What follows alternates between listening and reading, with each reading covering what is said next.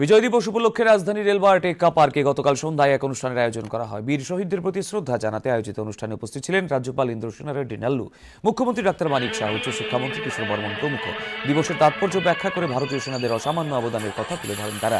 এদিকে আপার আসাম এবং মণিপুরের শ্রদ্ধায় এই বিজয় দিবস পালিত হয়। শহীদদের শ্রদ্ধা জানিয়ে নানা অনুষ্ঠানেরও আয়োজন করা হয়।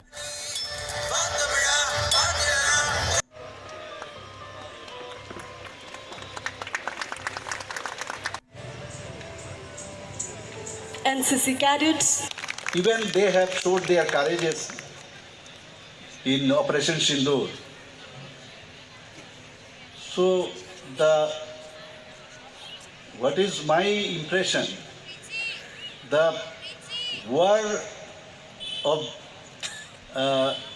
the era, in this era, it is something different. At the border, people were waiting, where is the artillery center, where is the army, nothing was there. So we had S-400, through S-400, so air defenders. So this and technology has been so high now.